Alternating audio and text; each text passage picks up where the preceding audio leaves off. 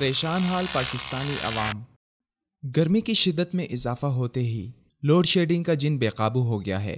3 سے 4 گھنٹے کا دورانیہ بڑھ کر شہروں میں 10 سے 12 گھنٹے اور دیہاتوں میں 18 گھنٹے تک پہنچ چکا ہے۔ NTDC ذرائع کے مطابق بجلی کی طلب 16,300 میگا واٹ تک پہنچ چکی ہے، جبکہ پیداوار صرف 10,100 میگا واٹ ہے، جس کی وجہ سے بجلی کا شارٹ فال 6,200 میگا واٹ تک پہنچ چکا ہے۔ قابل تشویش امر یہ ہے کہ بڑے ڈیمز میں پانی کی سطح انتہائی کم ہونے کی وجہ سے مجموعی پیداواری صلاحیت 7,000 میگا واٹ سے کم ہو کر صرف 1,400 میگا واٹ رہ گئی ہے، اور بجلی کی پیداوار کا بوجھ IPPs اور تھرمل پاور پلانٹس پر آ چکا ہے۔ علاوہ ازیں 1 درجن سے زائد پلانٹس غیر فعال ہیں۔ ان میں قدرتی گیس سے چلنے والے مؤثر اور سستے یونٹس اچ پاور اور ہلمور بھی شامل ہیں، جبکہ نندی پور منصوبہ بھی 4 ماہ سے بند ہے اور گڈو پاور پلانٹ بھی مطلوبہ پیداوار میں ناکام ثابت ہوا ہے۔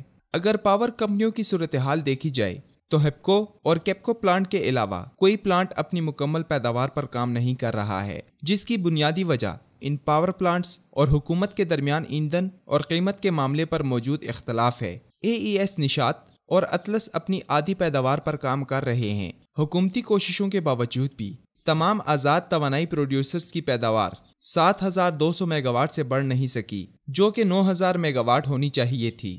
اگرچہ وزیراعظم پاکستان میاں محمد نواز شریف نے اس موقع پر اپنے عزم کا اظہار کرتے ہوئے کہا کہ ملک سے جلد لوڈ شیڈنگ کا خاتمہ کر دیا جائے گا۔ اس سلسلے میں حکومت پوری سنجیدگی سے اپنی کوششیں جاری رکھے ہوئے ہے۔ انہوں نے کہا کہ آئندہ سال جون سے پہلے 8,000 میگا واٹ سے زائد بجلی قومی گریڈ میں شامل کی جائے گی، لیکن ماہرین کا کہنا ہے کہ بجلی کا ٹرانسمیشن سسٹم بہت ہی بوسیدہ اور پرانا ہے۔ جب تک اسے تبدیل نہیں کیا جائے گا، لوڈ شیڈنگ پر قابو نہیں پایا جا سکتا ہے، جبکہ عوامی سطح سے لے کر انڈسٹریل فیلڈز تک بجلی کی چوری کے سدباب کے لیے غیر معمولی اور سخت گیر پالیسی از حد ضروری ہے۔ اس کے ساتھ ساتھ چھوٹے ڈیموں کی تعمیر اور آبی وسائل کو بروئے لاتے ہوئے ہم اس قومی بحران سے دائمی نجات حاصل کر سکتے ہیں۔ اس میں دو رائے نہیں ہے کہ عوام نے بجلی کے بحران کے حل کے حوالے سے موجودہ حکومت سے نہایت زیادہ توقعات قائم کی ہوئی ہیں، جو ہنوز تشنہ تکمیل ہیں۔